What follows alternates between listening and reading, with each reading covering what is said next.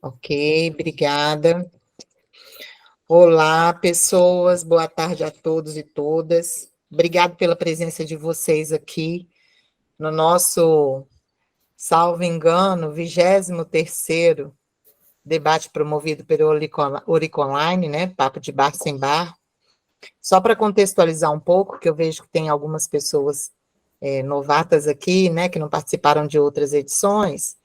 O projeto, né, hoje é um projeto de extensão, o Oriconline foi uma forma que o Oricolé, né, um grupo de pesquisa ligado ao PPGL da UFMG, que é o Programa Interdisciplinar de Estudos de Lazer, optou para manter a proximidade, as discussões, aprofundamento nos estudos, num momento muito difícil para a gente, que foi o momento da pandemia. E aí nós continuamos com o projeto, né, mesmo com o retorno das atividades acadêmicas presenciais, e continuamos com o projeto, e hoje ele é um projeto de extensão, e nós hoje trabalhamos com uma organização de 2 encontros anuais. Um encontro agora no primeiro semestre, e preparem-se, aguardem a nossa divulgação para um próximo encontro no segundo semestre, né? Então, hoje, para esse nosso movimento, nós contamos com a presença, né, bem carinhosa e muito amiga do colega professor Neilton de Souza Ferreira Júnior, né? O Neilton, ele é um colega aqui da Universidade Federal de Viçosa, do campus Florestal, é uma pessoa com quem eu tenho construído potentes encontros de trabalho e de amizade, né, Neilton? Então, eu fico muito feliz, né, e muito agradecida ao Oricolé também, quando eu sugeri seu nome e você nos sugeriu a temática, foi unanimemente acolhido, né, pelo grupo Oricolé. Então, muito obrigada pela sua disposição e disponibilidade, né, pelo carinho com que você acolheu a nossa proposta de trabalho. Bom, apresentando muito rapidamente, né, o Neilton, ele já disse, né, ele é nosso colega professor, e ele concentra os seus estudos nas questões raciais do esporte e na relação entre esporte, trabalho, imperialismo cultural e neocolonialismo. Ele faz parte do grupo do GT, né, do Colégio Brasileiro de Ciência de Esportes, o GT que discute relações étnico-raciais, é membro do Grupo de Estudos Olímpicos da USP e do Corpo Diretivo da Associação Brasileira de Psicologia do Esporte e do Movimento Esporte pela Democracia, né? O Neilton, ele tem o doutorado dele em Ciências pela Escola de Educação Física da USP, e tem debruçado, né, o seu trabalho, a sua trajetória acadêmica a partir dessas discussões tão importantes, né, e a gente vê tão importante quanto o que a gente vivenciou aí nesse último episódio, né? Na verdade, o último episódio declarado, né? Porque vários acontecem ao longo da nossa vida cotidiana, de racismo e de xenofobia, né? Então, Neilton, mais uma vez agradecendo. Eu, só para esclarecimento ao grupo, né, aqui presente, o Neilton, ele vai abrir aqui o momento da fala, né, para nos alimentar para o nosso debate, e ele terá até de 40 até 60 minutos para essa apresentação do debate, e logo em seguida nós abrimos para as pessoas inscritas.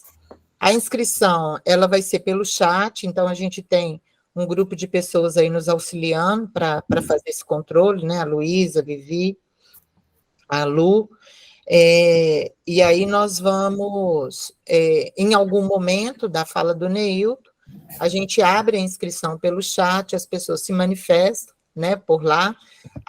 Não necessariamente as questões precisam estar no chat, né? A pessoa pode se inscrever e, no momento da fala, abrir sua câmera, abrir microfone. É o ideal até que estejamos todos com a câmera aberta, que é tão bom, a gente se sente mais acolhido, né?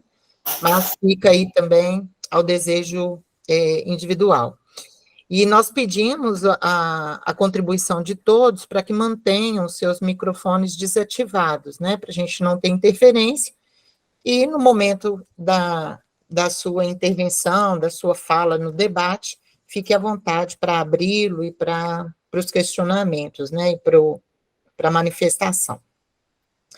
Então, a gente agradece demais a presença de todos aqui, a gente já está com um pouco mais da metade das pessoas inscritas, mas eu acredito que ao longo da tarde aí as pessoas vão chegando e participando aqui conosco, bom? Obrigada a todos aí pelo apoio, né, o pessoal que está aí ajudando no apoio da sala. Lembrar aqui, né, que a gente vai ao longo da conversa apresentar para vocês também as nossas redes, né, para o acompanhamento de vocês, nós temos um canal que vários dos Oriconlines estão lá, inclusive de outros grupos de pesquisa, como o Polis, por exemplo, a gente tem algumas coisas lá bem interessantes gravadas, então a gente convida vocês a passearem pelas nossas redes. E agradecer também ao meu parceiro aí de trabalho, que é o Helder, com quem a gente tem dividido muita coisa e aprendido muita coisa, né? E a todos os outros demais colegas do Oricolé, e, claro, aos nossos estudantes, colegas de trabalho, colegas de outras instituições que estão aqui presentes. Obrigada, fica à vontade, viu, Neilton? Muito bem. Agradecendo de novo ao convite maravilhoso e a possibilidade de poder circular pelo espaço virtual de vocês e assistir a algumas intervenções. Muito bacana mesmo. Eu queria falar que eu estou nervoso, porque justamente eu estou falando num grupo que tem um alvo bastante específico, né? Com o qual eu estou tentando me aproximar um pouco mais agora aqui na companhia da Marcília, né? E aí, gente, então, eu queria compartilhar com vocês uma temática que eu estou perseguindo de maneira meio doentia, até, que é a ideia de tentar aproximar o Frantz Fanon de uma crítica ou de uma teoria crítica do esporte que nos permita pensar o esporte para além da sua configuração teórica tradicional. Ou pensar o esporte para além do seu conceito mais tradicional, que é a sua redução a uma prática, né? Aí, quando a gente faz essa redução, a gente pega e fala assim, o esporte é uma prática institucionalizada, racionalizada, burocratizada, né?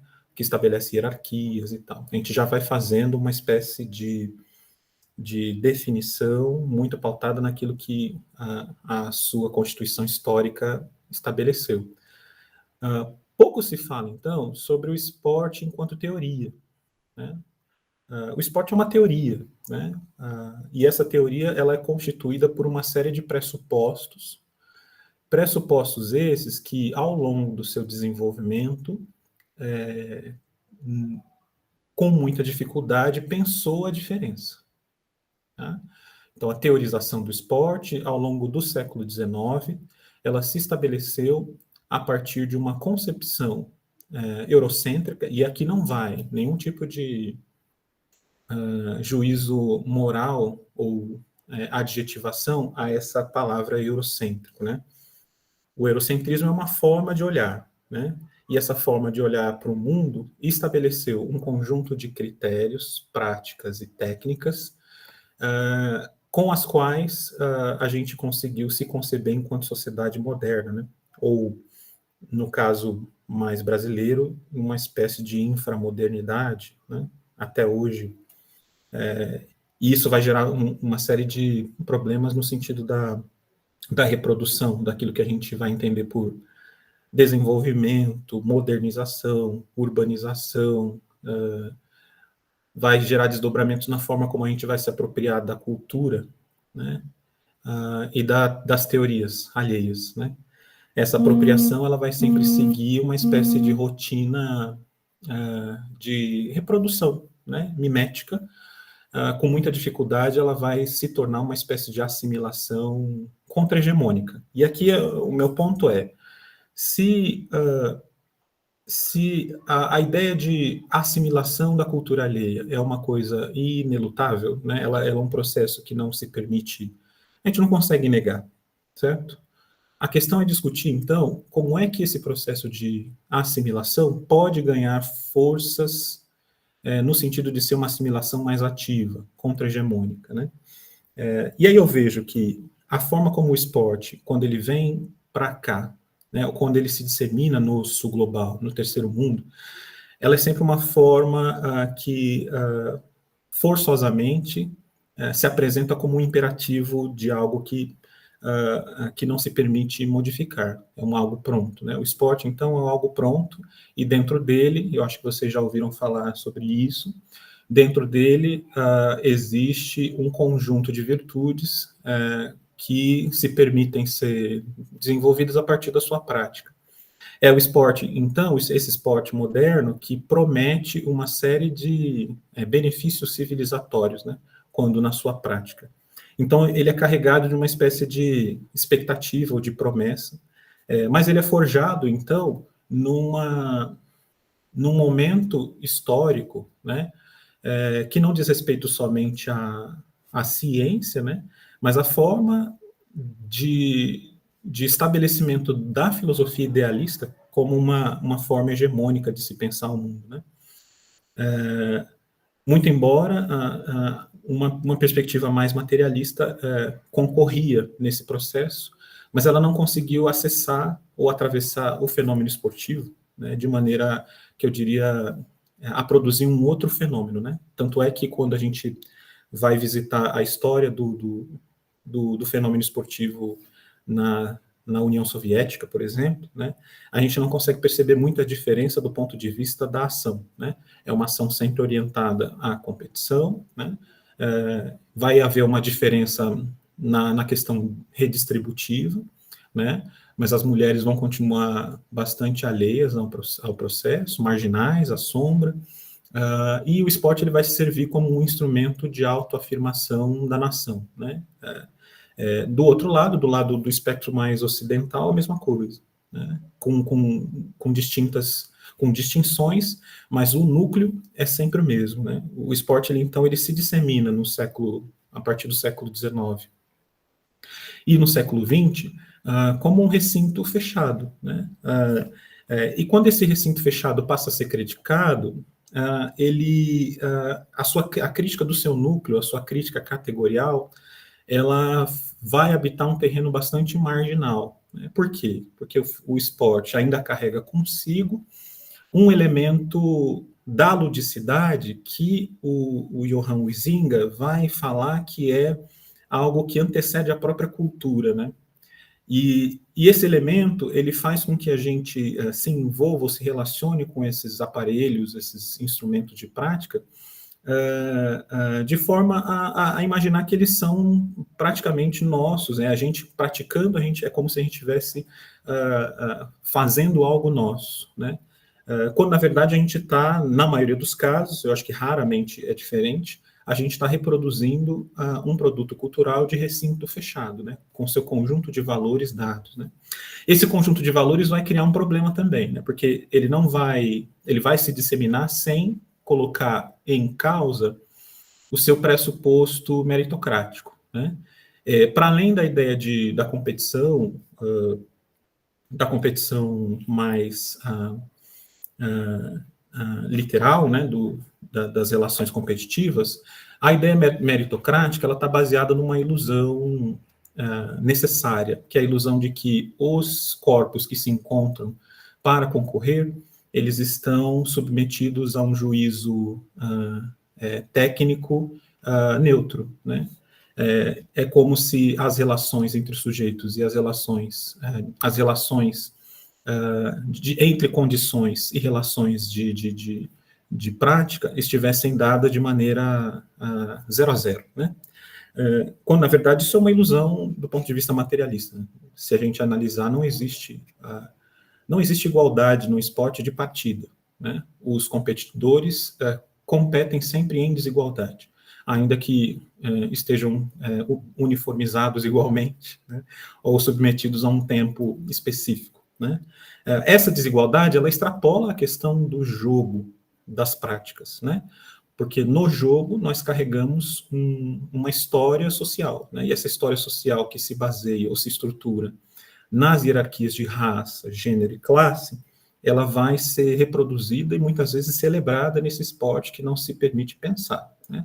Então, o esporte, o esporte ele estaria, de uma certa forma, celebrando desigualdades em muitas das vezes consideradas naturais. As desigualdades de gênero, raça e classe, as deficiências de equidade do ponto de vista das condições de acesso, né? O esporte seria, então, uma espécie de síntese de uma sociedade que se quer concorrencial. E essa formação social concorrencial implica a gente aceitar, né, seja no consumo da prática, seja no consumo visual, seja na prática, aceitar que ali estão ocorrendo relações de igualdade, né? Então, longe de fazer uma apreciação difusa da questão da igualdade, os próprios conservadores que pensaram o esporte no século XIX vão falar para a gente que o esporte, né, defendendo o esporte, tá? O esporte, ele não é um lugar ou um espaço para garantir igualdade de condições. Ele é um espaço para garantir igualdade de relações. Essa é uma fala do Barão Pierre de Coubertin, né? Quando os socialistas franceses arguíram ele sobre os problemas e as contradições que o esporte estava apresentando no século XIX, ele pega e vai dizer dessa forma, né, que o esporte ele não foi criado para estabelecer igualdade de condições. Ele foi criado para estabelecer igualdade de relações. Ele não define o que ele quis dizer com igualdade de relações, mas quando ele faz um exemplo, ou quando ele transforma em imagem esse tipo de discurso, ele visita os Estados Unidos do final do século XIX, né? Os Estados Unidos, a lei Jim Crow, para falar que não existia país com maior desigualdade de condições, ao mesmo tempo com menor igualdade de condições, ao mesmo tempo com maior igualdade de relações, né?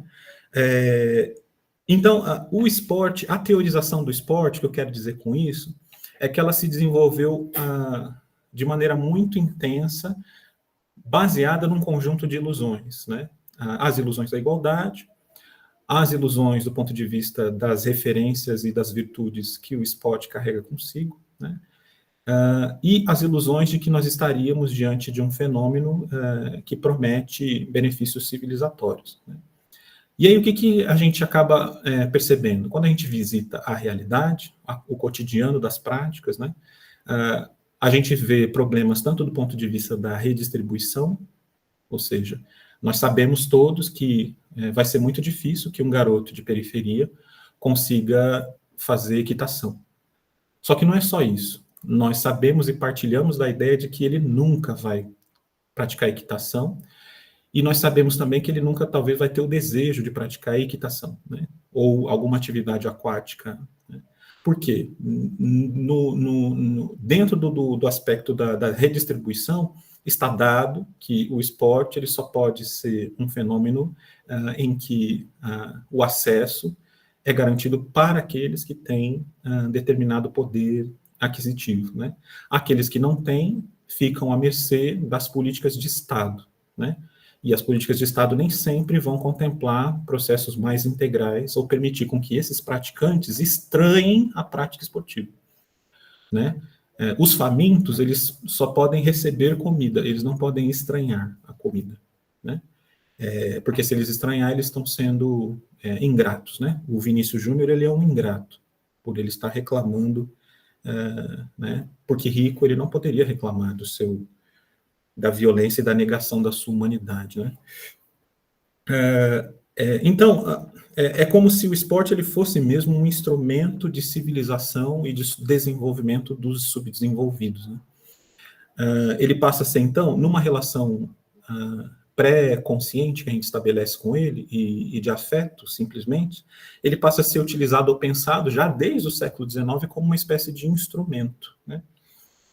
Não existe então, disseminação do esporte no mundo sem uma razão instrumental baseada nesse conjunto de ilusões, né?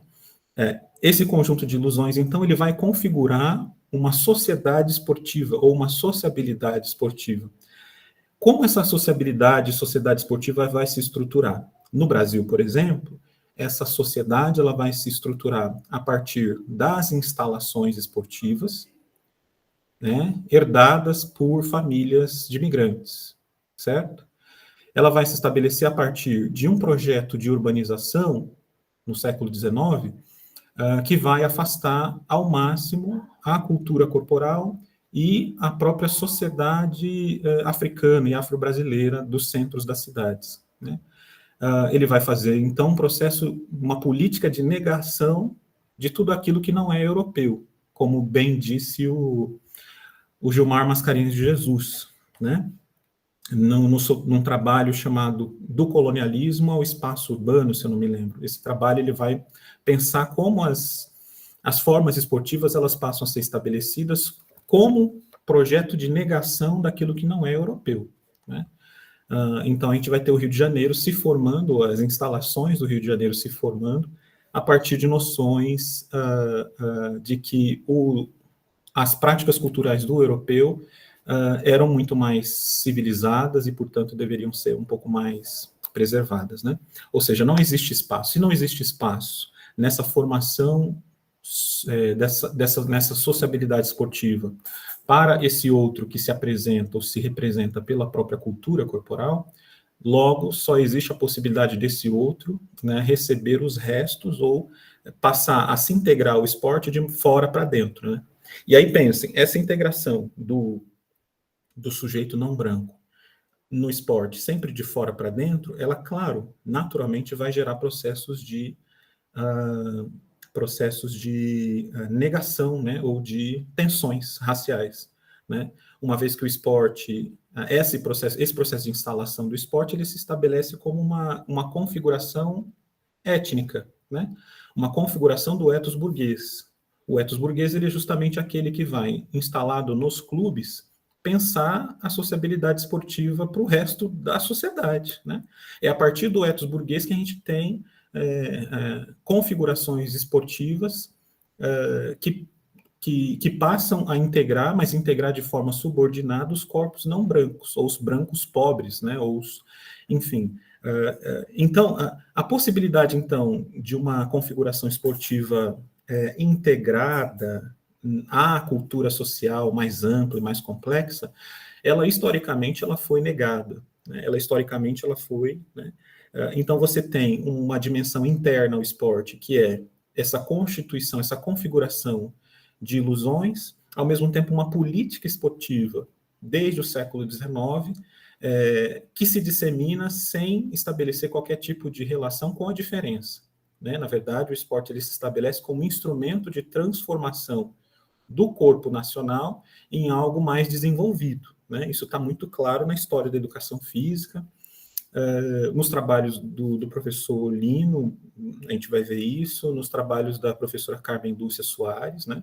A ideia é transformar ginásticas, esportes e outras práticas em instrumentos de saúde e, elevado à última consequência, instrumentos de melhoramento da raça, né? Ou seja, esse processo de disseminação estava sempre ele relacionado a um tipo de afirmação de um ethos, né? E esse ethos ele tem na sua constituição um ethos de raça, né? Logo, eu não tenho nessa configuração esportiva, né, contemporânea, isto é, século XIX até agora, possibilidades ou gramáticas que permitem com que o encontro entre os concorrentes se traduza em processos de reconhecimento. E isso vai ganhar mais problemas quando o esporte, a partir dos anos 50, começa a se configurar ou a se submeter mais fortemente às concepções de mercado, né? Então, o esporte ele vai se tornar um fenômeno hipermercadorizado, né? É o capitalismo, enquanto teoria e ideologia, que vai passar a formar as subjetividades, né? E aí tem um trabalho muito importante do professor Ricardo Casco, chamado O Esporte e Formação do Indivíduo, né? É nesse texto que ele vai falar assim, olha, o esporte, tal como configurado, ele educa. Mas que educação é essa? O esporte, tal como configurado, ele forma. Mas que formação é essa? Essa formação e essa educação é a formação do indivíduo.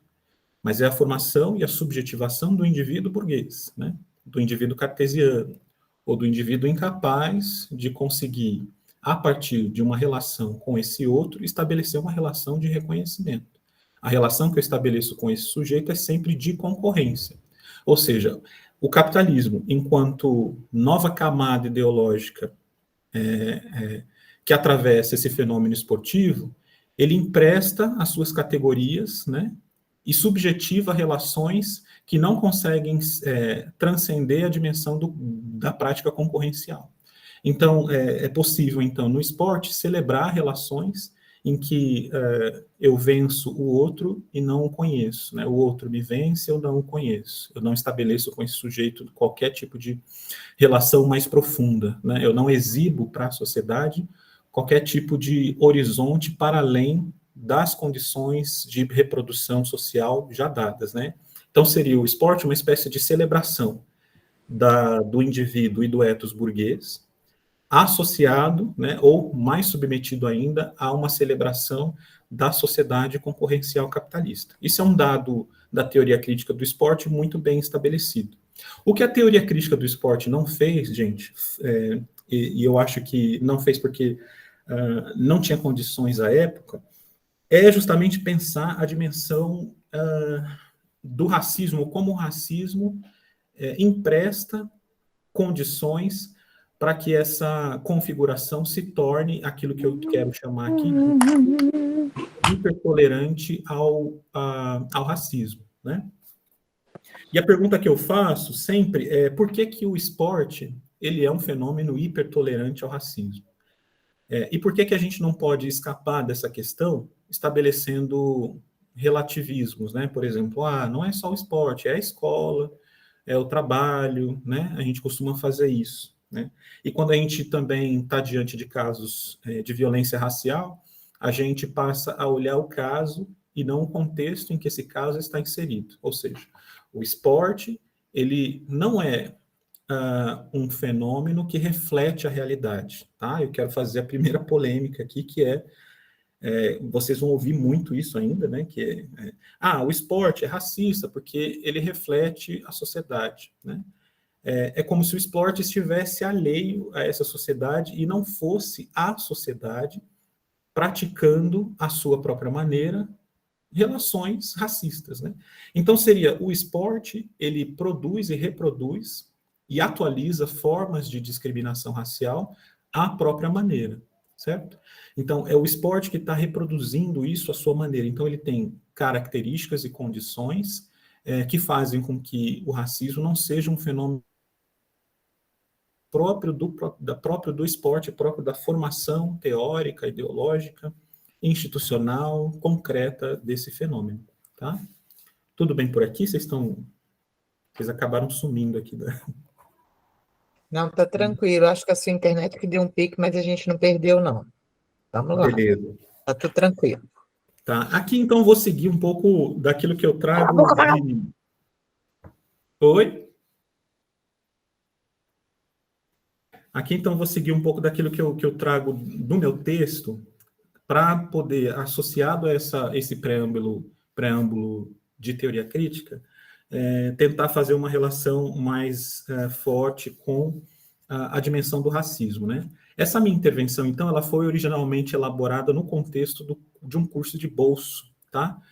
Chamado Racismo e Esporte no Brasil, notas sobre a hipertolerância do esporte ao racismo, né? E seus porquês. Ele foi oferecido, então, originalmente no Instituto da Cor, né, que tem como trabalho, dedicação à disseminação de dados sobre o racismo e a celebração de figuras afro-brasileiras importantes que passaram pela nossa história. Nessa ocasião, então, eu propus uma reflexão introdutória sobre aquilo que eu tenho perseguido e provisoriamente classificado como raízes socioculturais ou sociohistóricas da hipertolerância do esporte ao racismo, né? Com base num método que o Fanon vai chamar de sociogenia, tá? Ou seja, as raízes sociais do racismo, ou da alienação racial, né? Partindo do pressuposto de que a boa vontade do combate à violência racial no esporte tem sido desacompanhada de uma apreensão crítica e sistêmica do próprio fenômeno esportivo contemporâneo e sua relação não só com a revolução industrial, mas com o colonialismo, né? É a partir do projeto cultural do colonialismo que o esporte ele se dissemina enquanto prática hegemônica, tá? Essa prática que a gente conhece, não é só um fenômeno do acaso e que corre na esteira da industrialização, né? Isso cria implicações do ponto de vista das práticas, né? Da organização das práticas, daqueles que podem, quem não podem, né? Quem estão mais aptos e quem não estão.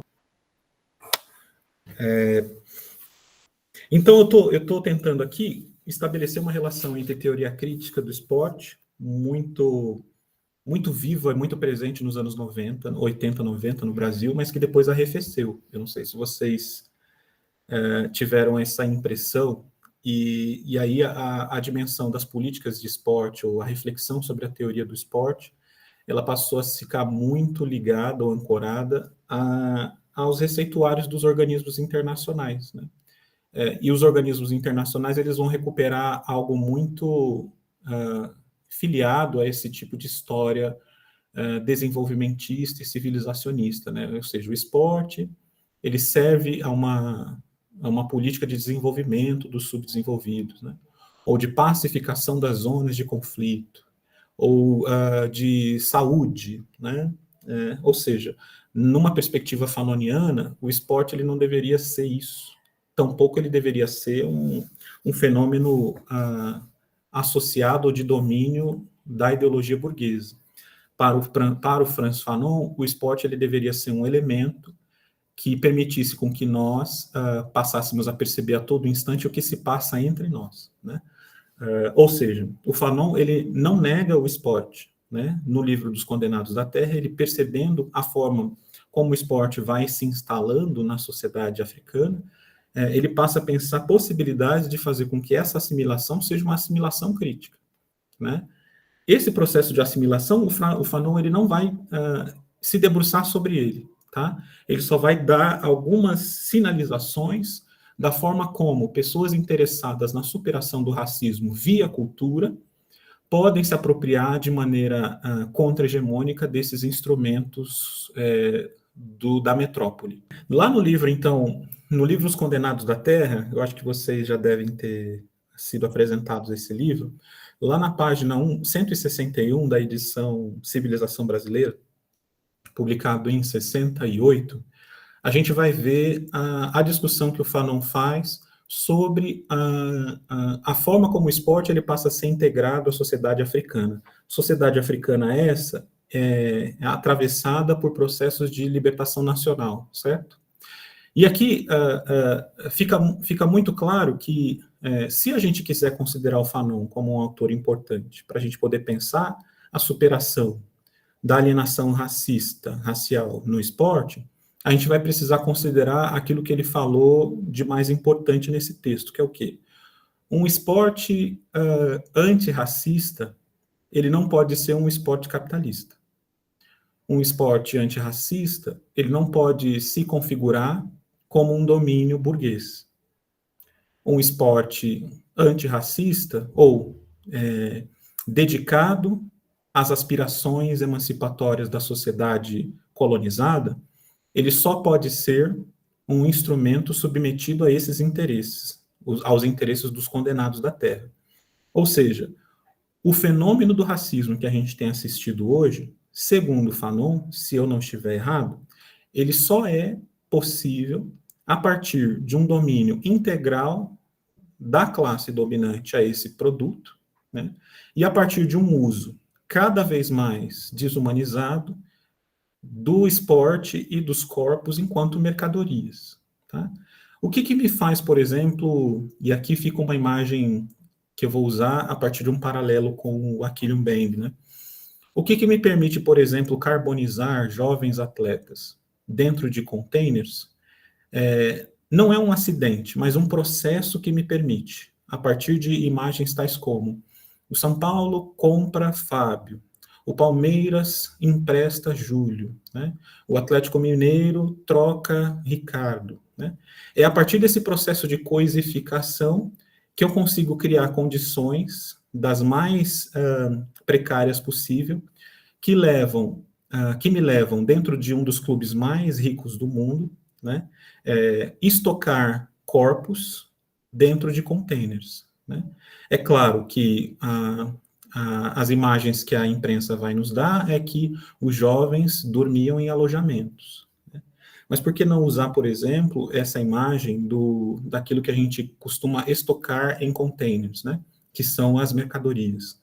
E aquilo que a gente faz com as mercadorias é justamente queimar, jogar fora ou lançar ao mar, né? A gente vai estabelecendo esse tipo de relação com esses corpos que fizeram do esporte um objeto de desejo, né? Então, Fanon me ajuda a pensar que, enquanto domínio da classe dominante, né, o esporte ele só pode ser um fenômeno que reproduz o racismo, ou que reproduz lógicas de coisificação que, levadas ao seu extremo, permitem com que a gente gere processos de incineração e carbonização de jovens que desejariam ser atletas, né? A Marcília levantou a mão. Oi, Marcília. Amigo, é só porque foi intencional sua desativação da câmera? Não. Que a gente quer Será te que o ver. meu computador, será que o meu computador está Não, tá com agora um tá ataque tranquilo. de vírus? Obrigada. Valeu. Então, assim, a forma como o esporte, então, passa a ser disseminado, forma essa desprovida de uma aproximação àquilo que a gente poderia considerar uma assimilação crítica e contra-hegemônica das práticas metropolitanas, ela só pode reproduzir o racismo. E aqui não vai nenhum tipo também de acusação aos projetos com muita boa vontade de tentativas de superação do racismo. Tá? Segundo o movimento negro, segundo os movimentos de... Amigo, agora foi seu microfone. Ótimo. Que estranho, que estranho. Segundo esses processos, eu não consigo estabelecer uma relação de superação do racismo, ou seja, não há racismo sem capitalismo, né? Então, a ideia justamente é fazer com que a gente retorne a uma disputa teórica e a uma disputa mais intensa do esporte, para que ele se torne um instrumento da classe dominada, né? Para que essa classe possa ser atendida ou lançar no esporte as suas aspirações de fato, né? Essa é uma das mensagens, né, que é uma interpretação que eu faço às considerações do Fanon, me ajudam a perceber, né? Então, o Fanon, ele pega e diz justamente isso: o esporte ele não deveria ser uma distração burguesa, né? Numa sociedade que se diz totalmente colonizada, e eu não quero acreditar que quando a gente diz que o Brasil é um país colonizado, eu não quero acreditar que a gente só usa isso como artifício retórico, né? O esporte ele deveria ser um outro, e não burguês, né? O esporte ele deveria refletir teorias da classe dominada. Ele deveria refletir aspirações emancipatórias da classe dominada. O que a gente está vendo hoje é justamente a face mais grotesca de um fenômeno nuclearmente ou fundamentalmente racista, o que se sustenta a partir do racismo, né? E aí eu queria, caminhando aqui para a conclusão, esse processo, então, de crítica ao fenômeno esportivo, ele precisa também estabelecer uma dimensão mais de longo prazo com a política, né? Ou seja, aquilo que se instala nos órgãos de governo com o termo esporte tem muito pouca relação com tentativas mais concretas de ressignificação das práticas culturais, né? O esporte, ele se apresenta na nossa sociedade como um fenômeno, como eu disse no começo, um recinto fechado. E aquilo que eu posso fazer enquanto política de esporte é simplesmente redistribuir, né? E aí uma autora muito cara na minha pesquisa, que é a Nancy Fraser, ela vai falar que existe um problema que se estabelece a partir da relação entre redistribuição e reconhecimento. Geralmente abusa-se da necessidade, e não sem razão, da redistribuição das práticas. Ao passo que essas práticas, elas também deveriam refletir necessidades de reconhecimento. Ou seja, o esporte por ele mesmo, ou uma prática que reproduz aquilo que está dado, ela não consegue alcançar formas mais horizontais e orgânicas de reconhecimento à diferença. Então, logo, eu preciso, na política de esporte, né, incentivar processos de ressignificação das práticas, ou de reposicionamento do lugar que elas vão passar a estabelecer nessa sociedade, ou do papel social que elas vão estabelecer. Então, não é a saúde, não é o desenvolvimento dos subdesenvolvidos, não é a paz, até porque, se eu me apegar a uma concepção fanoniana de desenvolvimento, né, o subdesenvolvimento do Brasil, o subdesenvolvimento do sul global, ele só é possível em função do desenvolvimento dos países do norte global. Ou seja, não existe processos de desenvolvimento que se estabelecem a partir de uma decisão nacional puramente ou individual para que o desenvolvimento se desenrole. Ou não existe forma com que a gente... Não existe jeito de estabelecer com o esporte, né, expectativas de desenvolvimento desassociadas desse processo de subdesenvolvimento que ele é mais global, né? Ou seja, o subdesenvolvimento econômico, o subdesenvolvimento material, o subdesenvolvimento cultural, todos esses processos, eles só acontecem em função do desenvolvimento das sociedades do norte global. Ao mesmo tempo, a gente não consegue estabelecer uma relação mais profunda de crítica com o esporte, porque nós estamos agora mais comprometidos com um receituário, né, que muitos autores vão falar que é neocolonial, dos organismos internacionais em relação ao esporte, ou às práticas esportivas, né? Então, eles reestabelecem nas práticas esportivas um certo papel civilizacionista, né? Ou seja, eu aplico o esporte nas periferias, para as periferias se tornarem mais pacíficas, né? Para as periferias se tornarem mais desenvolvidas, né? Como se a pacificação ela pudesse se estabelecer numa sociedade que caminha cada vez mais para sua autodestruição ambiental, social, econômica, cultural. Ou seja, é muita expectativa atribuída a um objeto da cultura, a um produto da cultura, que só pode se desenvolver de maneira orgânica se reestabelecido o seu lugar na sociedade, né, de forma mais orgânica, ou seja, é a sociedade que precisa, a partir do seu acesso mais orgânico e mais livre ao esporte, que pode pensar os destinos desse esporte, né, os destinos da prática esportiva. Ou seja, eu estou falando, então, não só de uma política que retribui o esporte, mas de uma política de esporte que pensa possibilidades de fazer com que essa sociedade repense os destinos da prática esportiva, de modo que o esporte, então, se torne uma referência num mundo distópico de uma utopia que se permita radicalmente democrática. Mas isso só é possível numa relação horizontalizada de práticas, né, em que a dimensão do reconhecimento ela precisa ser conjugada junto com a dimensão da redistribuição. Né? Só assim a gente consegue caminhar para aquilo que o Fanon está preconizando como uma revolução, no sentido de a libertação nacional, a desalienação, ela só pode acontecer se a cultura estiver caminhando par e passo com esses desejos e vontades de emancipação. Tá? Eu teria muito para falar aqui, mas assim, eu deixo vocês aí com essas palavras e fico aberto aqui para discussão, para crítica e tal. Outra questão é que eu acho que eu deixei de dizer o que você se propôs a conversar aqui, e no início eu apresentei você, mas não disse, né, que você estava trabalhando com a temática do esporte, sobrenome moderno, colonialidade e as vias fanonianas de desalienação.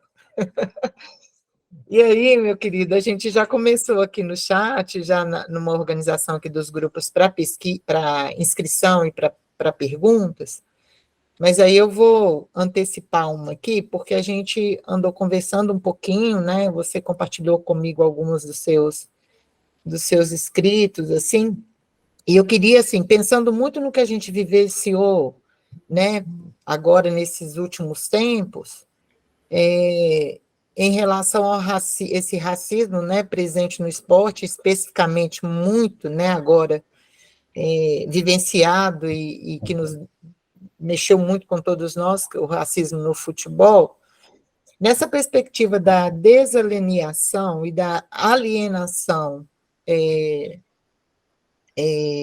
do racismo, né, que você nos diz que o Frantz Fanon ele trabalha com essa categoria, como a gente pode pensar, Neilton, esse processo de nossa, mas a língua Desalienação. toda, Eu também tive desalienação, que treinar. isso.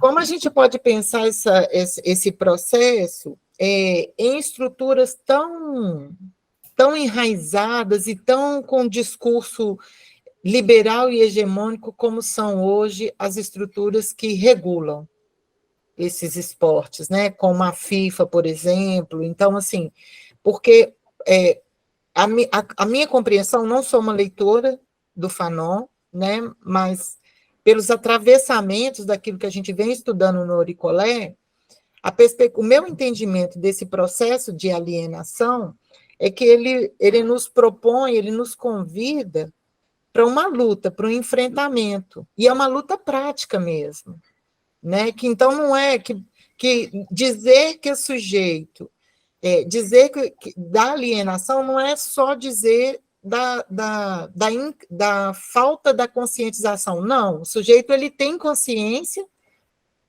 mas ele não consegue fazer esse enfrentamento numa dimensão da vida prática. E a minha compreensão da alienação trazida por Fanon é essa. O sujeito ele tem consciência, mas ele não dá conta, né, de trazer essa luta para a vida prática, para o cotidiano, para esse enfrentamento. E não um enfrentamento, que é um enfrentamento muito que o Vini Júnior fez agora, né, que é um enfrentamento de ir para as redes e de se colocar e disse, olha, não passarão, não vão me calar, mas sem o enfrentamento do ódio, né, que seria, então, uma polarização do processo.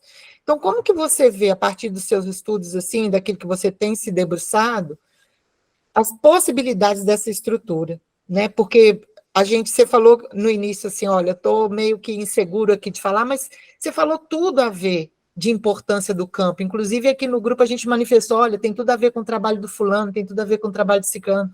Porque é isso, porque a gente pensa essas possibilidades desses fenômenos que nós chamamos de práticas de lazer como um processo de desalienação, um processo educativo, potencialmente educativo, né? Então, eu queria que você comentasse um pouco aí com a gente, e a gente tem mais alguma pergunta aqui, Luísa?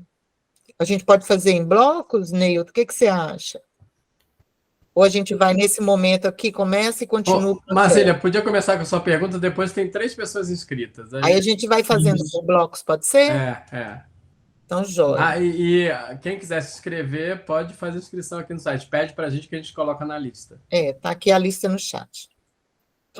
Isso, porque eu ia sugerir isso mesmo, Helder, porque a pergunta da Marcília me faz voltar algumas questões aqui, que eu acho que acabei não trazendo. Assim, né, vou com a questão da luta prática, né? A luta prática, ela é uma condição inevitável, né? Portanto, ela é imediata, ela tem uma dimensão imediata. Então, a gente não consegue colocar, por exemplo, nas lutas práticas, um juízo tão imediato ou tão criterioso, porque as lutas, porque respostas às opressões, elas são estruturalmente ou naturalmente ambíguas, né? E precárias, muitas das vezes. Logo, a gente só pode entender esse fenômeno da luta prática, imediata, a partir daquilo que a história está oferecendo para a gente, né? A história das lutas contra as opressões raciais, contra a alienação no esporte, ela só teve melhores ganhos quando ela se configurou e se representou a partir de interesses coletivos. Na nossa sociedade, né, atravessada pelo neoliberalismo e por um liberalismo de raiz, digamos assim. Primeiro, esse liberalismo ele fala assim, olha, ele é juspositivista, né, por origem, e diz que esse corpo que está estabelecido nessa sociedade, ele é um corpo protegido pela impessoalidade das relações sociais, né? Então, esse corpo, ele tem direitos, né, positivamente, estou falando assim, na letra fria, né? Para o liberalismo é isso, né? Esse corpo que circula pelo mundo, ele tem direitos, né? E ele precisa ser tratado dentro de uma lógica de impessoalidade, né? E aí, quando a gente visita a realidade, a gente vê pessoas no mais profundo do seu ser sendo desumanizadas, né? Ou seja, o que sugere, Marcília, é que a luta prática ela é apenas um passo dentro de uma luta teórica que precisa se estabelecer ou se reestabelecer. Eu não estou dizendo que não exista luta teórica, mas se a gente entender o esporte enquanto um fenômeno teórico, certo? A sua teoria, ou a teoria que sustenta práticas como esta, ela precisa ser desconstruída. Ou seja, a gente precisa também desenvolver cada vez mais processos de luta teórica. Por quê? Tem gente que vai falar que, tipo assim, sem teoria não se faz revolução. Eu vou abaixar isso, né? Sem teoria não se vai nem no banheiro, né? Então, ou seja, Vinícius Júnior, ele precisa de tecnologias sociais e tecnologias teóricas que permitam com que o seu interesse, ou seja, ser reconhecido na sua humanidade, na sua integridade, seja reconhecido, mas também represente o interesse de uma coletividade. O que acontece é que a gente assiste a Vinícius Júnior, como assiste Irenice, a Ida dos Santos, como assiste o Goleiro Aranha, como assiste tantos outros que individualmente colocam em causa as promessas civilizatórias do esporte, né? Mas a gente não consegue estabelecer uma relação com a história daquilo que deu certo, ou relativamente deu certo, que foi o quê? A história do associativismo atlético, ou do associativismo da comunidade esportiva não branca, né, contra as opressões das instituições esportivas racistas, né, ou contra figuras do esporte declaradamente racistas. Tem um livro muito importante que é uma autobiografia escrita pelo próprio Tom Smith, né, que fez a dupla com o John Carlos, em que ele fala que, olha, as coisas só começaram a avançar quando a gente passou a se organizar estrategicamente na direção de alargamento das possibilidades do esporte. E aí a gente construiu aquilo que ele chamou de Olympic Project for Human Rights, né? Ou seja, a associação dos atletas negros, né, banhada pelas teorias do movimento negro, pela teoria antirracista e tal, ela conseguiu criar uma tecnologia que conseguiu disputar o esporte sobre outras bases, certo? E aí eu pergunto, com toda a importância que a luta do Vinícius Júnior tem, se ele individualmente conseguiria fazer isso. Eu acredito que não. O que vai acontecer é, a luta do Vinícius Júnior vai entrar numa chave, ou vai ser um pós-espetáculo que a gente também vai consumir, até que ele seja consumido e entre naquele ostracismo que os atletas, como ele, entraram quando ousaram questionar as instituições racistas do esporte, né? Ou seja, a gente pode pegar esse trem do Vinícius Júnior e reivindicar no esporte processos de proteção e de associativismo mais concretos que permitem com que os atletas e a comunidade esportiva como um todo dispute o esporte em outras bases. Até porque, vamos cá para nós, né?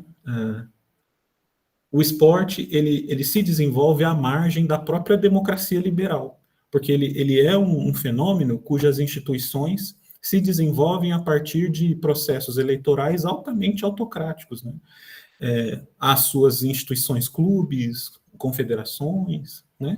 Quando o esporte ele poderia ser uma espécie de sonho concretizado de uma democracia radical. Ele poderia permitir com que a gente olhasse para um futuro, para um horizonte mais possível de democracia radical e de reconhecimento, né? Mas não, ele se desenvolve ao largo da própria democracia liberal, da própria letra fria do liberalismo nominal, né? Logo, a gente não consegue... por isso que está certo quem diz assim, o esporte ele é um fenômeno à parte da sociedade, porque ele se desenvolve assim, com leis próprias, com características próprias, né? Ele cria uma virtualidade própria que me permite transformar seres humanos em macacos numa espécie de cântico coletivo de gozo, de festa, de celebração dessa desumanização. Se vocês olharem o rosto das pessoas que estão se dirigindo ao Vinícius, tem gozo ali, não é ódio, né? Tem gozo nessa experiência, ou seja, a desumanização do outro, né, ela ganha de novo ares da desumanização dos zoológicos humanos do século XIX, né? A gente volta para essas práticas. Por quê? Porque o esporte ele está distante de qualquer possibilidade deliberativa dos condenados da terra, né? Ele é hoje um objeto de interesse e de gozo da classe dominante. Então, assim, disputa teórica tem que andar par e passo com a luta prática. A luta prática não tem como correr, né? Senão os movimentos negros não estariam aí. Mas a luta teórica, que é o nosso papel aqui, né? Ela precisa se desenvolver com tanto mais força quanto a luta prática também.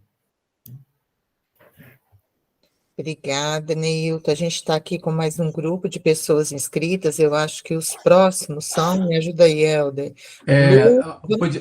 Podia Fazer 2 blocos? 2 blocos. A Lu primeiro, depois a Luísa. Isso. Obrigada, Helder. Oi, boa tarde. Espero que vocês estejam me escutando bem, Neilton, que eu estou sem fone, né? Então, me chamo Lucilene, participo do Oricolé e estou aqui fazendo na UFMG um doutoramento aí, mais focada para as questões de negritude. Então, gostei muito das reflexões que você trouxe. Eu vou tentar estabelecer um diálogo com você, para você me ajudar um pouco a pensar, né, a partir daquilo que você vem estudando, né? Como que se dá esse processo da questão de alienação, né? Então, se a gente for entender a constituição, então, da identidade, né, e aí, enfim, né, das pessoas negras, né? E, por vezes, essa identidade atravessada pela branquitude, então, entende-se também, né, que as pessoas negras, elas usam máscaras para circular também, elas precisam usar máscaras para circular nessa sociedade. Eu queria pensar nisso relacionando com o esporte, né? Porque o esporte, ele traz elementos de sedução, de encantamento, que te dá um acesso, vou dizer assim, né? Quando se pensa no esporte de alto rendimento, te dá um acesso em alguma medida, né? A um universo da branquitude. E aí a gente tem, então, corpos marcados, inseridos nesse universo, mas que, ao mesmo tempo, não estão inseridos, né? Não estão inseridos. Então, eu queria que você ajudasse um pouquinho nessa reflexão aqui para a gente, né? Entendendo que, assim como, né, o próprio Fanon nos traz essa reflexão, as pessoas de cor não são vítimas o tempo inteiro. E reconhecer isso é reconhecer na perspectiva da dureza para a gente também. É uma dureza, não é né? Então, a gente também reconhece isso na perspectiva da dureza, entende que existe reconhecer esse limite ali, ele é muito tênue também, né? Então, queria que você ajudasse nessa construção da identidade, trazendo o esporte enquanto uma perspectiva protagonista, né? Que eu acho que nos interessa também entender um pouco desse universo. E obrigada por você ser esse cara que está aproximando de Fanon, esporte, e trazendo a gente junto para pensar isso. Obrigada. Eu que agradeço, obrigado, porque me trouxe aqui a parte que eu também não consegui falar. Para vocês terem uma ideia, olha como eu sou... Ô, Neil, Oi? vamos fazer por bloco, pode Sim, ser? o bloco, beleza. Eu te atrapalho? Não, Não? eu vou deixar marcado aqui para não perder. Então, a gente tem a Luísa agora também. À vontade, Lu. Obrigada, Marcília. Primeiro agradecer, né, Neilton? Acho que você me trouxe diversas provocações aqui, sou companheira do pessoal aí no URI, também estou no processo de doutoramento junto com o Lu e sob orientação do Helder. E minha fala é muito pontual e específica quando você fala sobre o esporte ter uma realidade própria, né? Sobre como que ele se descola e se desconecta dos processos democráticos e até de aplicação de leis, né? Não só no Brasil, como mundo afora. E aí falando do futebol em específico, e aí que é mais o lugar de onde eu acompanho, ele é um microcosmo da sociedade, né? As coisas, elas explodem, elas ficam latentes, principalmente nas relações torcida-clubes ali. Só que a reação social e a reação política não é condizente com aquilo que se espera ou com aquilo que deveria, por lei, ser feito, né? Então, racismo fora do estádio é crime.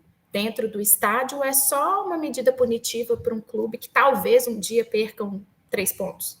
Ou seja, talvez um dia excluído de uma competição. E citando o caso do goleiro Aranha, o Grêmio chegou a ser excluído da competição, entendia-se naquele momento que seria um exemplo para que os cânticos e aquela postura racista dentro de campo não acontecesse novamente, e a gente tem percebido uma escalada, né, desses problemas. Então, uma medida punitiva não foi o suficiente.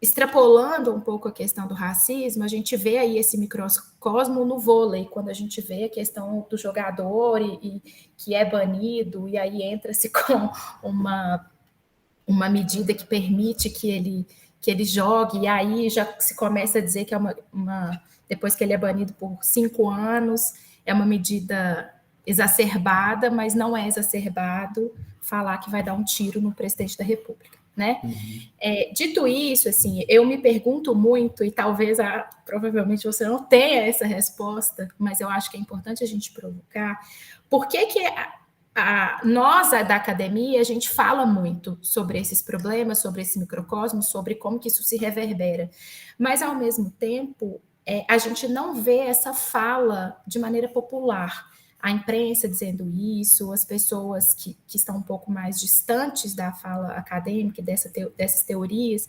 dizerem isso. Como que a gente pode aproximar esses mundos? Então, como provocar? A gente vê a imprensa falando sobre o racismo, mas a gente não vê a imprensa falando como o esporte como esse microcosmo, né, de preconceitos, de problemas, de crimes. Então, como que a gente pode fazer para aproximar um pouco mais esses mundos e essas discussões? Como você mesmo disse, né? Sem teoria a gente não vai nem no banheiro, mas a gente precisa aproximar as pessoas disso, né? Obrigado. Valeu, deixei anotado aqui. Tem mais uma? Neilton, vamos para essas duas, depois a gente faz um outro bloco, pode ser? Beleza. Eu só não anotei o nome da... É a Lucilene e Luísa. Lucilene, eu tenho as mesmas inquietações que você, e eu só consigo agora fazer uma apreciação daquilo que o Fanon diz nesse texto dos Condenados da Terra, né?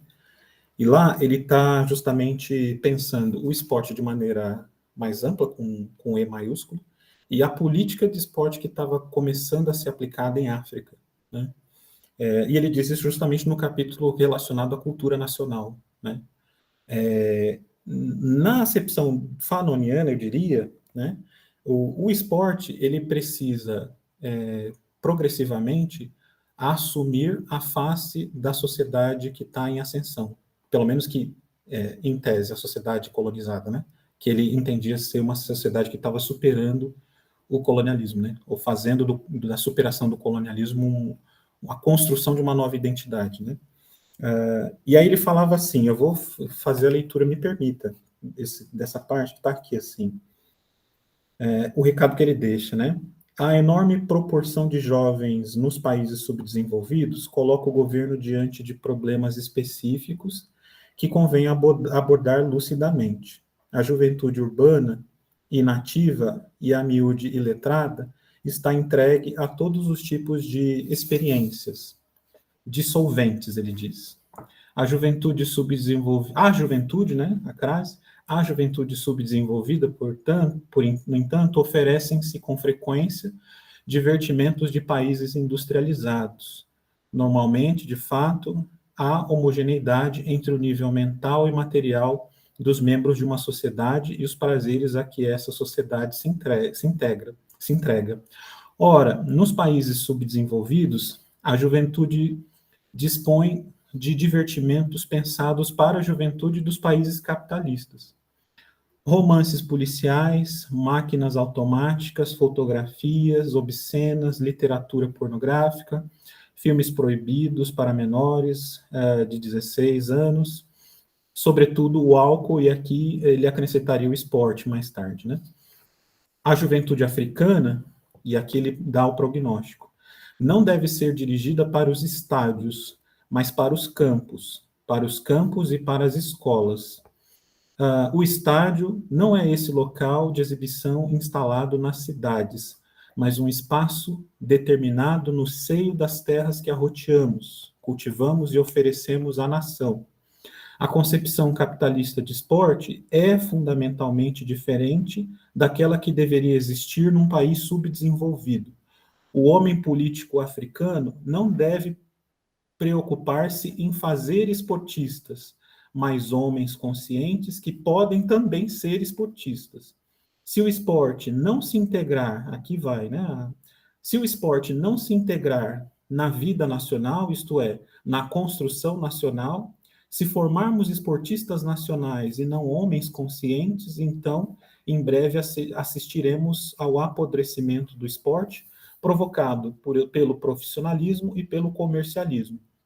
Logo, o esporte não deve ser um jogo, uma distração oferecida à burguesia das cidades. A maior tarefa é compreender a todo momento o que se passa entre nós. Não devemos cultivar, portanto, o excepcional, procurar o herói, outra forma de líder. Devemos erguer o povo, engrandecer o povo, o cérebro do povo, enriquecê-lo e direcioná-lo, torná-lo humano. Com essa fala do Fanon, eu só consigo dizer que, se eu faço uma análise das políticas de esporte que a gente tem hoje, elas são completamente desvinculadas de um processo de ressignificação do sentido das práticas. O que eu tenho justamente é a defesa de uma disseminação ou de uma redistribuição, ainda que racionada, né? É uma redistribuição racionada, orientada para práticas que, ideologicamente, eu entendo que trazem consigo virtudes civilizatórias, quando, na verdade, a gente deveria condensar essa política de redistribuição com uma ressignificação do esporte, com uma ressignificação teórica do seu conjunto de valores e práticas, mais sensível ou hipersensível ao reconhecimento. Mais do que isso, numa acepção fanoniana, a teoria que a gente deve desenvolver, enquanto teoria de esporte, ela precisa ser orientada a uma revolução social. O que a gente tem hoje? O esporte, ele é um instrumento de apassivamento, ele é um instrumento de pacificação de zonas de conflito, ele é um instrumento de fazer com que os jovens se tornem mais disciplinados, ele é um instrumento de fazer com que a gente aprenda a perder, né? Não é um instrumento que ensine a gente a ganhar contra as opressões. Não é um instrumento que nos ensina a perceber, como o próprio Fanon diz, a todo instante o que se passa à nossa volta. O esporte, por mais boa vontade que se tenha, ele se torna um instrumento de encerramento das populações oprimidas, no seu lugar de oprimidos, né? Ele não permite com que as práticas se traduzam ou permitam com que elas inspirem desejos de emancipação. Olha só que interessante. No início do século XX, o Pierre de Coubertin, ele escreve um texto assim: o esporte precisa conquistar a África, certo?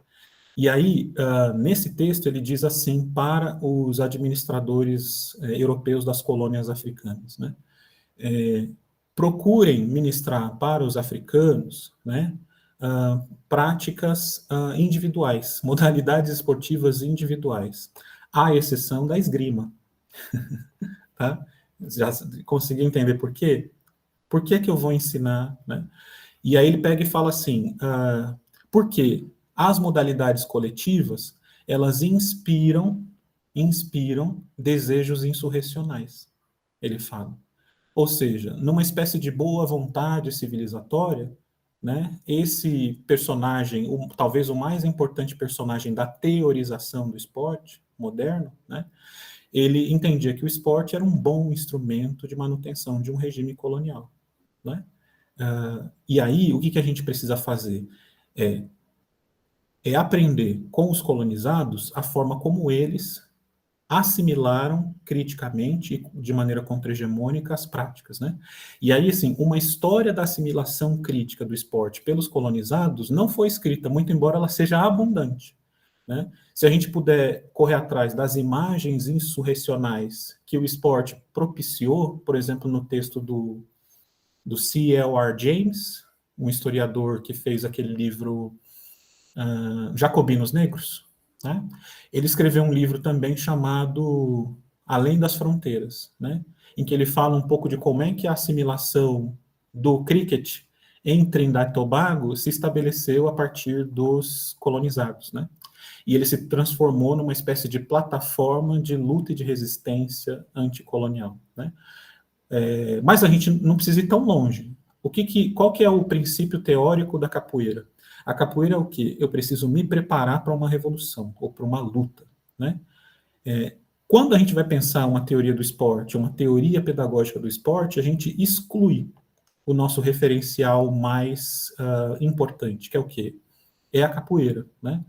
Que é justamente a sua proposição de fazer com que esses corpos dispersos trabalhem no sentido de se preparar para uma luta de libertação, né?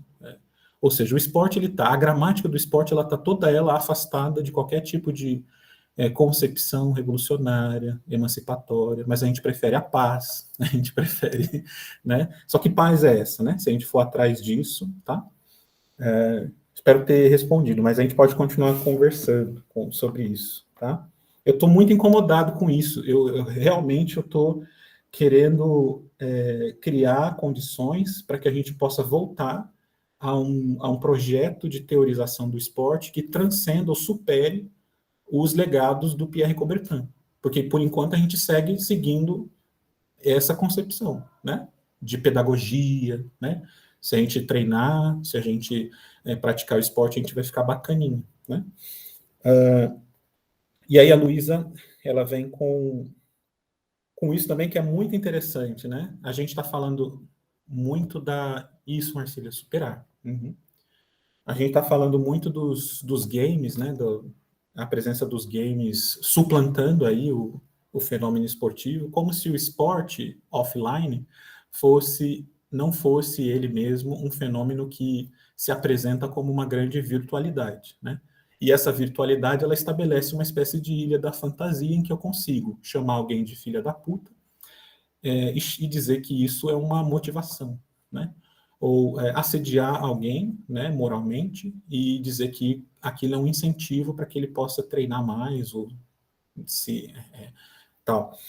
Eu consigo também fazer com que o esporte, para que ele se desenvolva, possa estabelecer uma relação de subemprego com adolescentes, com crianças, né? Então, os adolescentes e crianças, elas são utilizados numa espécie de...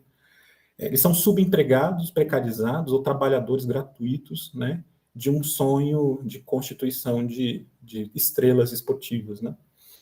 No esporte, então, eu posso, no caso, por exemplo, no caso dos meninos carbonizados nos containers do Flamengo, eu posso também julgar esse tipo de situação numa esfera do lazer. Eu não sei se vocês acompanharam isso mais de perto. Numa das sessões de julgamento, um dos juízes disse assim: olha, eu não posso julgar esse evento na esfera trabalhista, porque aquilo que os meninos faziam no Flamengo não era trabalho, era lazer, né? Ele diz isso, ou seja, ele conseguiu amenizar, né, a luta de famílias que perderam seus filhos carbonizados, estocados dentro de containers, né? E uma das orientações que transferiu esse caso para uma outra esfera foi uma concepção que a jurisdição tem do lazer, por exemplo, né? É engraçado, né? Porque é o clube mais rico à época, né? O clube mais rico à época e lutou com unhas e dentes para que não pagasse o que ele tinha que pagar, né? Levantou-se lá um valor, 300 milhões. Poderia ser 1 bilhão, 3 bilhões, eu não sei. Poderia ser qualquer coisa, né? O que chamou atenção justamente foi a luta da instituição esportiva, vencida, né? Em favor de rebaixar essa questão. O esporte, então, Luísa, ele se constitui justamente como um microcosmo e ele é, nas suas instituições, defendido como tal, né? Quando a gente está diante de casos polêmicos, casos como a questão da Rússia, presente ou não nos campeonatos, as instituições esportivas pegam e falam assim, que o esporte ele não deve se misturar com política, né? Nós precisamos preservar uma certa impessoalidade, ou seja, reivindicando justamente aquele conjunto de ilusões que eu falei no começo, né? O esporte ele se sustenta sobre ilusões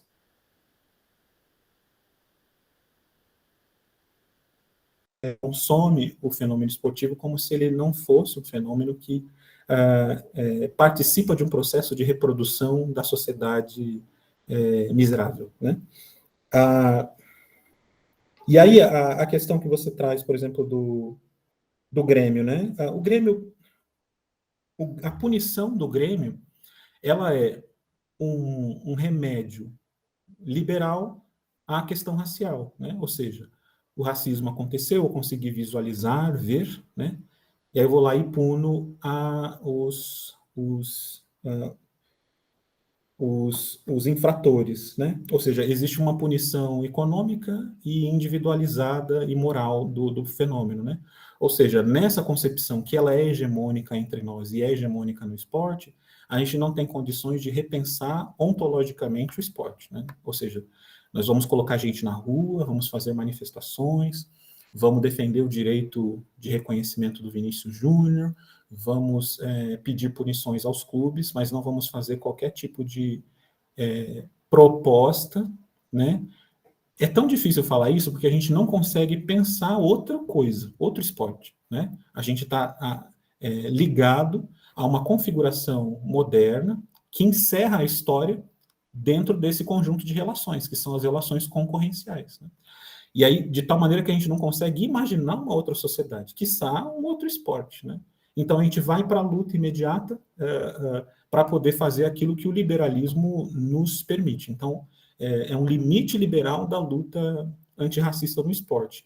Essa luta ela não vai às últimas consequências, que é o quê? A raiz constitutiva do esporte, suas instituições, seus valores, seu projeto, a sua função social nessa sociedade, precisa ser refeita, ou ela precisa ser repensada em outras bases.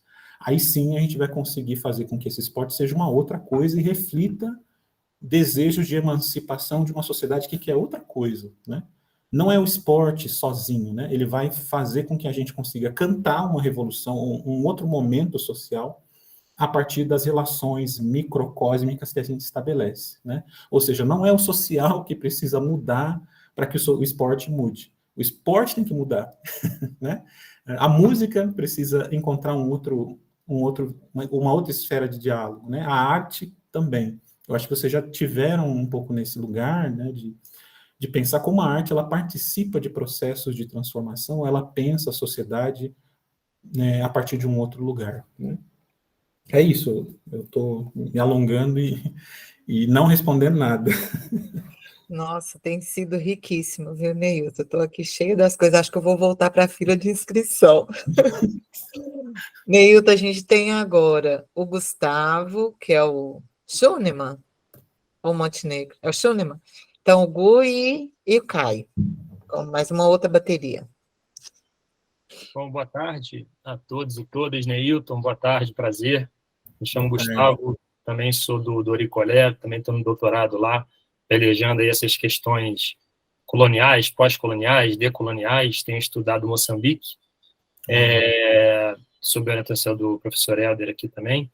Ô, Neilton, primeiro agradecer pela sua fala, interessante demais, e a gente tem vivido no Oricolé esse semestre justamente tentando trazer a discussão, tentar entender, né, a perspectiva decolonial, pós-colonial, neocolonial, anticolonial, seja como for, em diversos campos, assim, né, em diversas áreas, para a gente entender por onde têm sido os caminhos aí desses estudos, né, e realmente a sua fala cai no momento perfeito, né, porque traz, principalmente no esporte, não se assim, por coincidência, numa semana que a coisa desandou mais ainda, né? Assim, foi até engraçado, triste, obviamente, quando a coisa acontece logo um dia, 2 dias antes da sua fala, né? Do seu tema, a gente não sabia o que viria.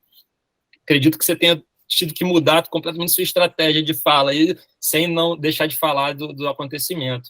Então, assim, o que eu fico pensando, né, na sua fala, e também sou leitor de Fanon, acho que tem tudo a ver, mas eu fico cheio de dúvida também, acredito que você também, né, quando a gente lê e tenta fazer essa associação.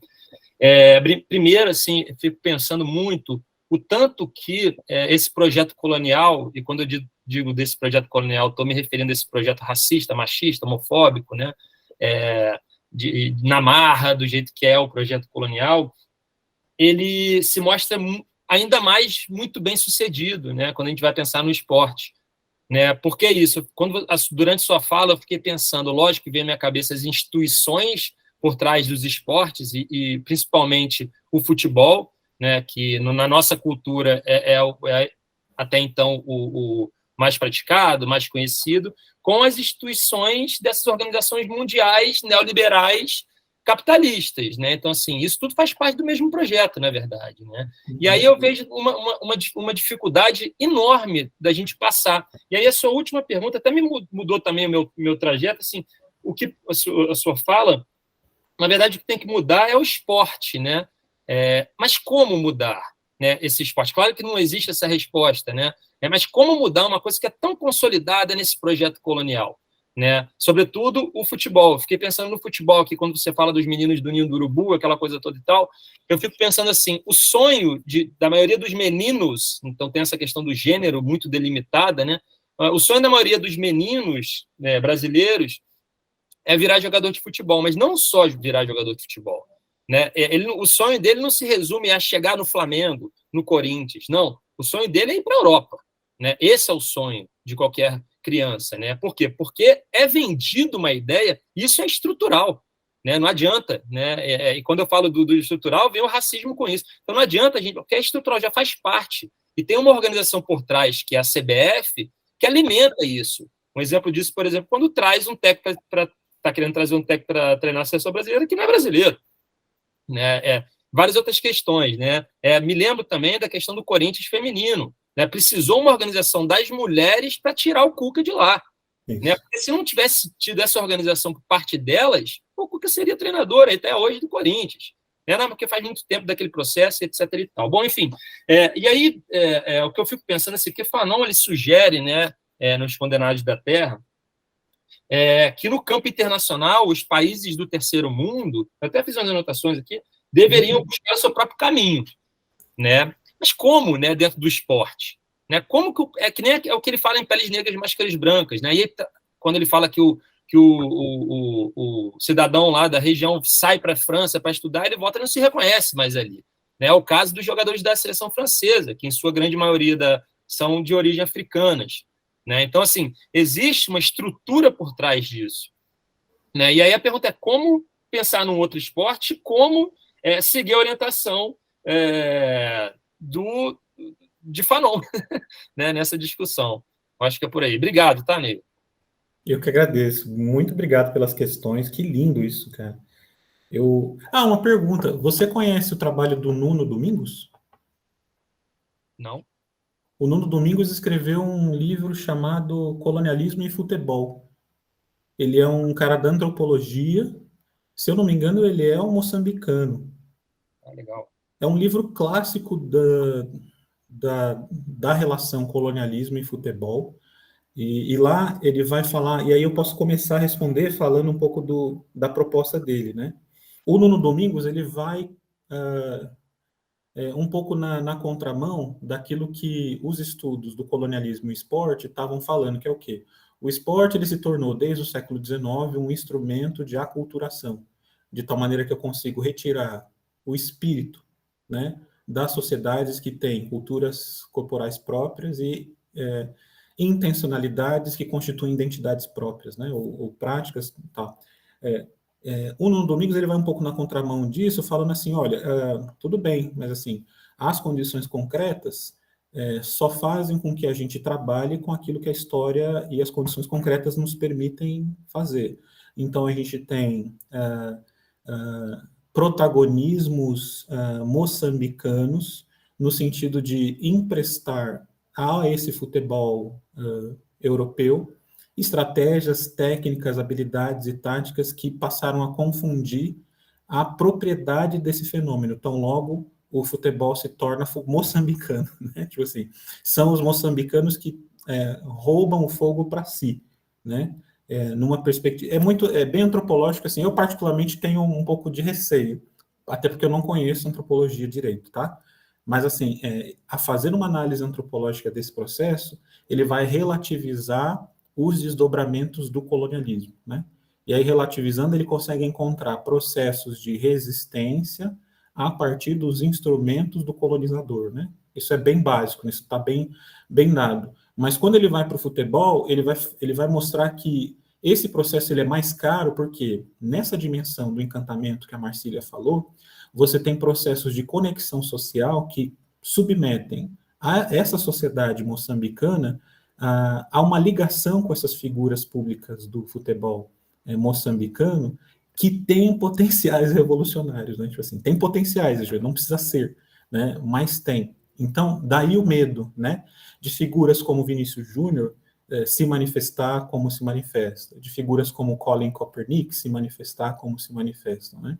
Daí o medo da presença de figuras como Muhammad Ali, por exemplo, porque eles estão numa condição de fala tão importante, né, que permite com que ele assedie, né, desejos de emancipação recalcados, certo? E aí eles vão trazendo nas suas habilidades, mesmo não falando, mas no seu heroísmo coletivo, tal, possibilidades, né? Mas ele vai mais além disso, tá? Eu tô só, grosso modo, aqui passando, seria muito legal você dar uma olhada, que ele é de Moçambique, então acho que tem uma história moçambicana do esporte ali, que é bem legal. Eu diria, então, que a associação entre Fanon e esporte, Gustavo, ela é um projeto de pesquisa, né? Por enquanto, é o que a gente tem, né? Nós não temos, até agora, expressões no campo prático e concreto de que Fanon, ou as teorias, ou as categorias fanonianas estejam orientando os nossos protagonistas esportivos, ou a nossa comunidade esportiva, na direção de disputar o esporte sobre outras bases, né? Aliás, eu já vi o técnico do Bahia, que foi técnico do Bahia e tem um trabalho muito legal na questão antirracista. Ele chegou a citar Fanon em alguns momentos, né? O Aranha também, ele trabalha um pouco com uma perspectiva fanoniana, né? Mas, assim, enquanto projeto de pesquisa, a gente não tem. O que a gente tem? A gente tem o Bourdieu, né? E o Bourdieu com o campo, com os hábitos, né? Ele constitui uma espécie de... Ele afirma para a gente, o esporte é burguês, tá? E aí tem o Althusser, que vai falar, olha, dentre os aparelhos ideológicos de Estado, o esporte é um, né? Mas é ele que vai ajudar a gente a pensar, isso precisa ser ocupado de uma outra maneira. Aqui é que está a questão, como fazer isso, né? Eu não sei, eu realmente não sei, mas se a arte, a literatura, o cinema já está pensando isso, que são elementos da cultura importantíssimos e fundamentais, por que o esporte não está, né? Porque ele insiste em ser, né, uma estrutura de representação da forma social e da sociedade concorrencial, né? É uma questão teórica que precisa ser trabalhada, né? Inclusive do ponto de vista de imaginação de futuro, né?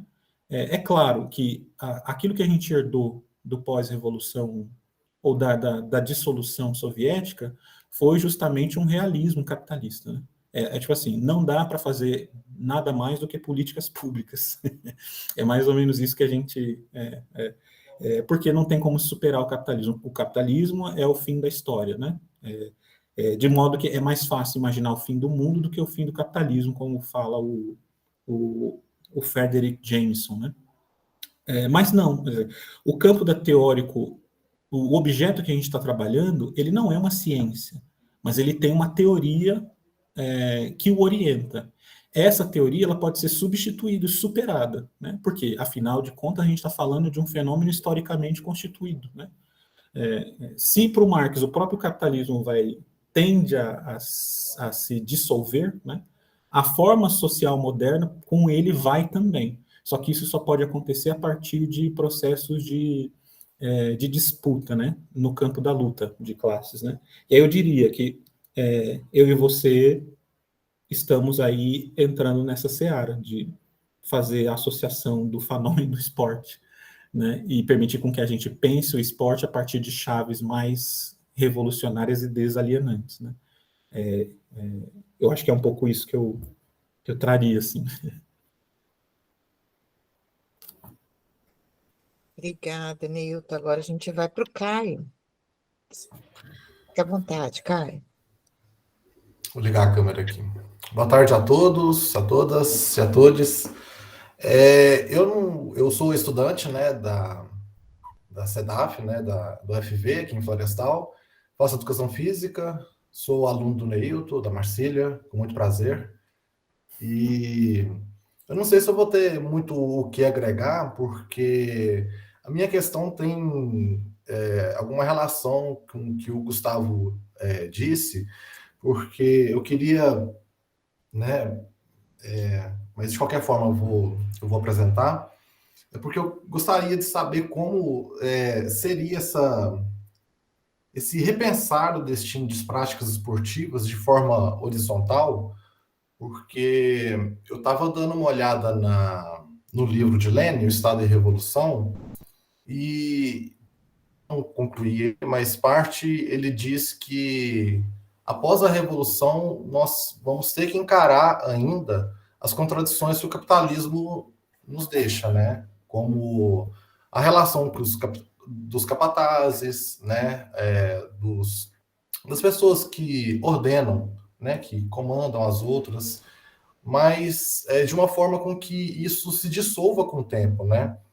Que essas contradições ainda vão estar tendo ainda, enfim, mas essa seria mais a questão, sabe, de como repensar essa destino de prática esportiva de forma horizontal, sendo que mesmo após a Revolução, e a gente temos exemplos disso, né, de alguns países que conseguiram fazer e ainda resistem ao imperialismo, como essa forma horizontal se faz, sabe, no esporte, enfim, até fora dele mesmo ali, sabe? Porque o esporte, né, ele é bem o reflexo que a gente tem, né, no capitalismo, essa questão racista, homofóbica, machista, enfim, todas essas questões aí que é apresentado pra gente. Só o Caio? Pode ser só com o Caio? Acho que é só eu, né? Que Vai lá, Nilton, Ah. porque a gente ia fazer bloco, mas aí você já estava na medida com o Gustavo, a gente falou, Com- deixa ele, deixa. O que me Tá ajuda, ótimo. a questão do Caio me ajuda a voltar para uma última coisa que eu não disse para o Gustavo, que ele trouxe o exemplo da questão de como as formas nacionais iriam desenvolver alguma autonomia no processo, pós-processo de libertação nacional, né? Uma das coisas que o Fanon diz é que a gente não precisaria, segundo o Fanon, abandonar os materiais ou a herança e os legados do colonialismo, né? O que ele está chamando a atenção é justamente para a gente refazer um caminho que permita com que essas coisas herdadas, de forma até geracional, pudessem agora falar do próprio país. É engraçado, porque, assim, de alguma maneira, o cricket na Índia, ele fala da Índia, né? Muito embora ele traga reminiscências de uma ação cultural do colonialismo inglês, né? Mas já não é um cricket inglês, né? Ou ele não se representa pela mesma gramática somente do dominador anterior, né?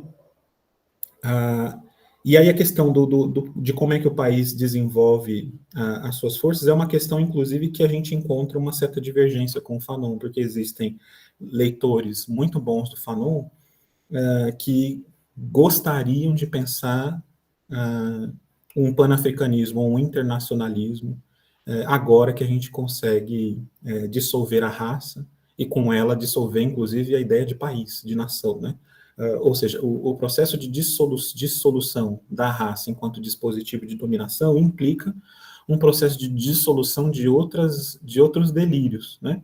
A ideia de país, de nação, configurada numa perspectiva recortada por regionalidades, né? E recortada por determinações ou características étnicas muito específicas. Né? Para esses leitores de Fanon, existe no próprio Fanon também possibilidades de um acesso a um internacionalismo guiado por produtos culturais legados por essa história que a gente teve. Né? Seria o esporte, então, uma forma de convenção, né? Ou de reunião por outros meios que permitem com que a gente consiga construir uma outra sociedade, uma comunidade internacional. O que os Jogos Olímpicos tentam fazer? Em alguma medida, isso. Mas, em outra medida, ele se tornou, no século XX, né, um instrumento, uma maquinaria de transferência de riqueza. Né? Então, ele passa a ser um projeto que, em tese, advoga um certo internacionalismo, mas que, no final das contas, ele se torna não mais do que um processo de transferência de riqueza de um país para o outro, ou de movimentação muito típica do próprio capital, né? A partir da defesa do congraçamento entre os povos e tal. E aí, a questão do Caio. Caio, eu acho que a gente, depois da Revolução, a gente lida com essas contradições até agora, e entrando numa fase que alguns vão dizer que é uma fase pós-capitalista, tanto mais, né? Só que a gente não tem agora condições de se entender, de como é que a gente vai entender a sociedade agora, desagregada e dissolvida por uma outra configuração do pós-capitalismo, que é o neoliberalismo, que é uma espécie de moribundo, né, uma forma moribunda do capitalismo, que tem por pressuposto a atomização da sociedade, né? Esses sujeitos atomizados, eles não conseguem sequer lidar com as contradições, né? Eles estão soltos e dispersos, incapazes de... E aí essa configuração de luta antirracista que se impõe hoje, não é uma crítica a ela, mas é uma observação da realidade, são as lutas antirracistas individuais, né? É um Vinícius Júnior, é o Colin Kaepernick, né? São todas essas figuras do esporte muito importantes, né, para a manutenção do debate quente, mas que podem muito pouco individualmente, que podem muito pouco nesse processo de vitória sobre esses fenômenos e sobre essa cultura que a gente legou de uma história passada, né? Que é um esporte ainda racista, ainda tal, tudo mais. Né? Ou seja, a gente só consegue fazer essa administração ressignificada se a gente conseguir voltar a processos de tecnologia social coletiva, ou seja, coletivização de interesses, né? Coletivização de processos de emancipação, de desejo, né? De recriar possibilidades de despersonalizar interesses, ou seja, Vinícius Júnior ele deveria ter o seu interesse despersonalizado, né? Dentro de uma comunidade, dentro de uma associação, dentro de um sindicato de atletas. Eu estou dando um exemplo aqui, tá? Eu não sei se vocês reconhecem por aí sindicatos de atletas, né? Ou associações de atletas que estão disputando os destinos do esporte. A gente não vê, porque a gente está muito afetado ou atravessado pelos resultados do processo de subjetivação neoliberal, que é o quê? Eu consigo por mim mesmo, eu sou herói de mim mesmo, eu administro a mim mesmo, vou lutando, vou jogando como sou e vou sendo como posso, né?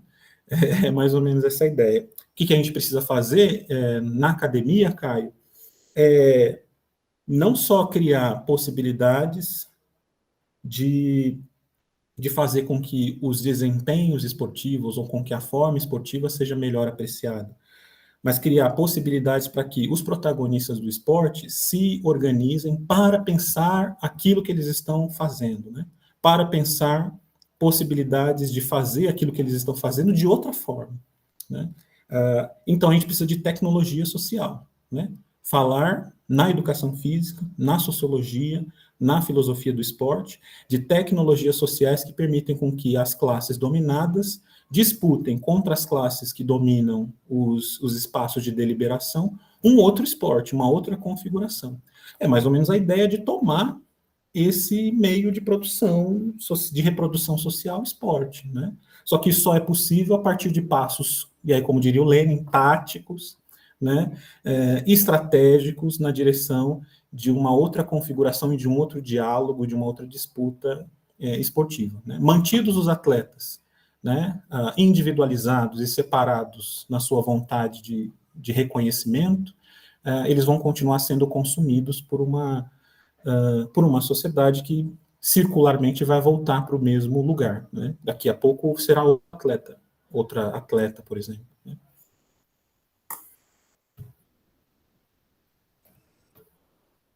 Ok. Neilton, a gente te agradece demais, né? A gente dá aqui não satisfeito ainda, porque a sua fala instigou muita coisa, muita coisa. Eu acho que fica aí o nosso convite. Eu vou me atrever aqui em nome do Oricolé, fica o nosso convite para um outro momento de bate-papo, se possível presencial, para a gente também ir para o bar. Que bom. Você topa? Mas é claro. Então, aí você está comigo aí, a gente vai junto aqui de Florestal City para BH. A gente sai da capital e vai para BH. Já leva as latinhas. Então, isso, aqui tem cerveja, não vem não. Tem aí. A gente tem uns cantinhos oricolenses por BH espalhados.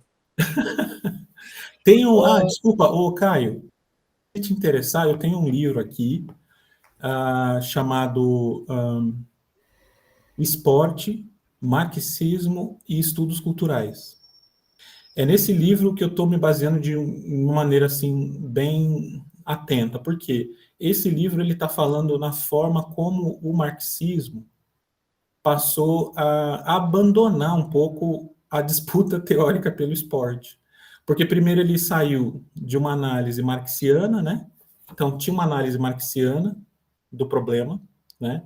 Essa análise se converteu numa análise gramsciana e depois se converteu numa análise relacionada aos identitarismos, né? Então o esporte ele precisa contemplar todas as identidades, né? E a crítica do autor é justamente assim, mas não, a crítica marxista ela precisa fazer uma crítica ontológica ao problema, né? Então, não é incluir mais pessoas nesse instrumento, né? Mas é fazer com que ele se alargue de tal maneira que ele se transforme em outra coisa. Outra representação dos interesses e das relações sociais, de preferência rebelde à alienação capitalista, né? Então esse livro vai mostrando uma escala, e é bem bonitinho, bem legal, assim, eu posso trocar contigo depois, tá bom? Neilton, muitíssimo obrigada. Eu acho que quem permaneceu aqui está super instigado, né? A aprofundar e a recorrer às diferentes referências que você nos trouxe. E como a gente está ali no mesmo corredor, a gente ainda vai conversar mais sobre as experiências do gozo. É algo que a gente precisa transitar aí, principalmente para pensar a condição de gênero, né? Sim. E aí a gente vai, daqui por encerrado, a gente precisa só dar um recadinho a vocês sobre a questão da emissão do certificado, então eu peço a vocês que aguardem um pouquinho, e aí eu reforço aqui, Neilton, o agradecimento do Oricolé, a sua participação, né, ao carinho com o qual você recebeu esse nosso convite, e estamos todos instigados para prolongar aí esse nosso papo, que eu acho que é um papo bastante potente. Obrigada, viu, meu querido? Agradeço muito, é muito bom estar com vocês, tem sido muito bom acompanhar vocês no canal, eu estou vendo aos poucos, né, durante as faxinas de casa, agradeço muito aí pelo trabalho de vocês, parabéns também. Obrigado quem está assistindo também, os meus alunos aí também, alunas. Obrigada. Um abraço para vocês. Obrigado, Neilton. A Luísa tem um recadinho em relação à emissão do certificado. Oi, gente. Então, para o certificado, ele vai estar disponível na plataforma Simpla, depois das 17 horas, tá?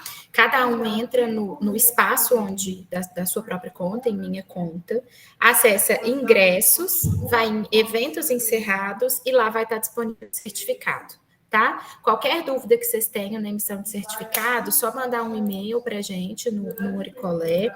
Vou deixar o e-mail aqui no chat que a gente... Tá bom? Obrigada, Neilton, pela fala, foi ótima.